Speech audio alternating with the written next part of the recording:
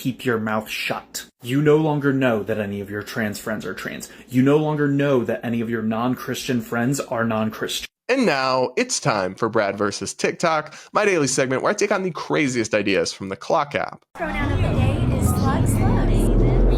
Today, we're going to watch a truly deranged video where one dude explains his survival plan for if Trump gets reelected. So this guy is staring into the camera super intensely, and the caption is, safety guidelines if orange emoji gets reelected, because we're going to be unsafe, apparently. All right, worst case scenario, Trump gets reelected. Here is the game plan if that happens. The general rule of thumb from now on is, will the MAGA heads use it to attack someone? If so, keep your mouth shut. You no longer know that any of your trans friends are trans. You no longer know that any of your non-Christian friends are non-Christian. You no longer know that any of your friends, family, or neighbors are left-leaning at all. Hold up. He's actually suggesting that if Trump is president again, people who are left-leaning are going to be rounded up or something? Or that he's going to go after people who aren't Christian? What is this dude talking about? Was he in a coma during Trump's first presidency when literally none of those things happened? The trans one, I think, is still over the top and hyperbolic, but I can at least understand being worried about what Trump will do on trans rights to some effect if you're hardcore in the trans rights camp. But this thing about non-Christians, what? Trump's literally campaigning alongside atheists and Jews and people, Hindu people, like all sorts of faiths.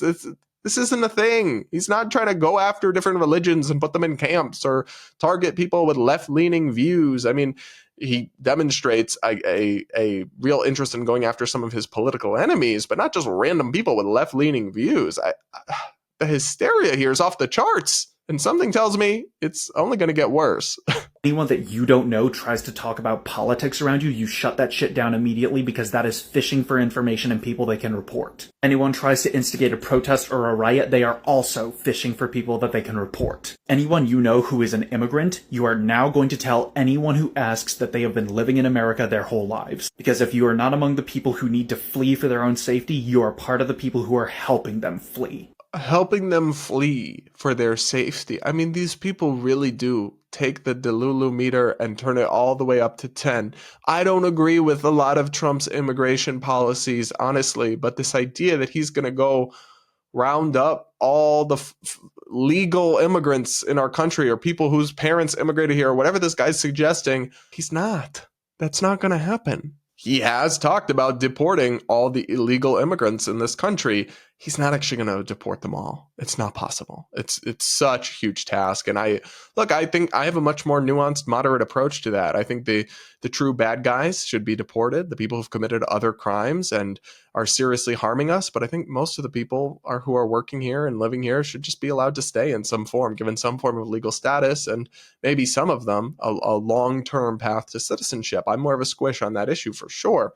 But this idea that you can't tell anyone if your neighbor is an immigrant, like a legal immigrant, because Trump's going to come get them, or that everyone's going to just be snitching on people to the fascist government. Like, I don't know. I could be wrong, and that could happen. I guess it's theoretically possible, but he was literally president before and never did anything of this sort. So I feel like that's a pretty good basis to go off of, but maybe I'm the crazy one. Maybe I'm the one who's been hitting the crack pipe one too many times. I don't know. This guy has much more to fill us in on. You do not brag about the people you have helped. You do not tell others about the people you have helped. You keep your mouth shut about all of it on every single possible forum. This guy is giving white savior more than anyone I've seen in a long time. And that's saying something. He's like, all the people you've saved, you can't tell anyone about it. What a hero you are, because then they'll know and somehow they'll be snitched. If there's no people you've saved, you're not, this isn't the Hunger Games. You're not the heroine of a dystopian novel. Like, come back to earth. Come back to reality. We miss you here. Anyone asks you about politics, you reply, who has time to talk about politics? And nothing else. Someone asks you your opinion on global warming.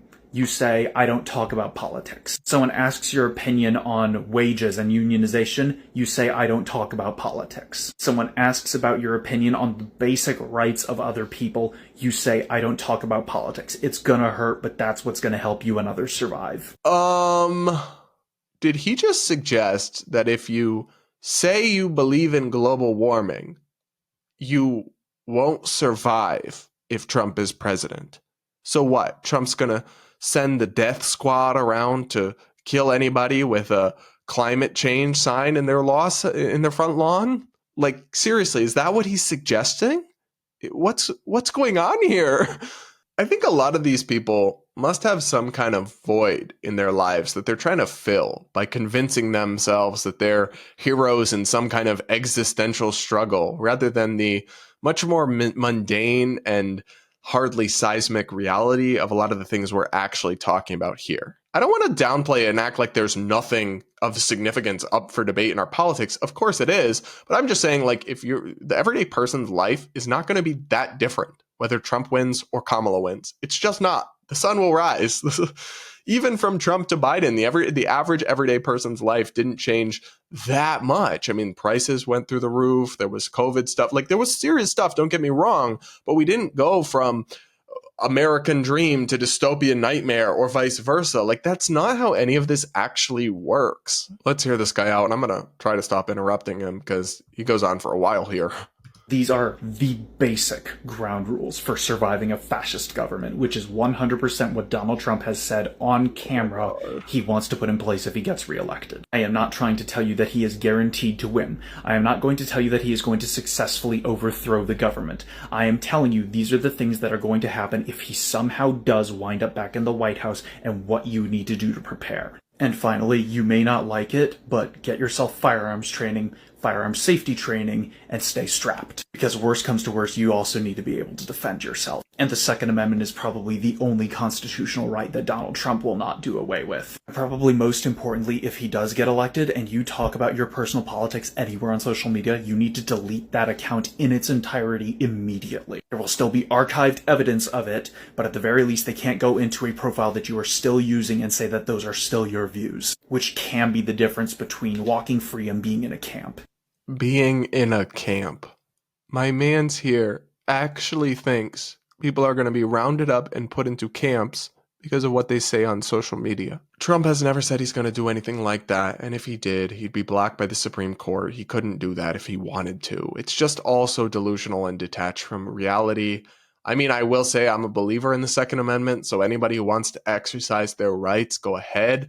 It is slightly concerning to me, the idea of people with this kind of severe delusions and potential schizophrenia or some sort of hallucination disorder having firearms, but that is the right in our country that they're free to exercise, I guess. So I don't have too much to complain about that one, but I feel bad for this man, and I feel bad for the so many young people who've just been brainwashed into this state of paranoia and fear that is simply not justified by the facts. And so they're living in this state of emotional and mental distress, and that takes a real toll on you as a person, and it negatively affects your life in so many ways. But they're doing it all based on things that aren't real, or at least are vastly exaggerated and overhyped. I'm not saying there's nothing of importance at stake in our election. Of course there is profound things of importance, but it is not this doomsday event or scenario that they're making it out to be. They said all the same things back in 2015, 2016, and none of it came true.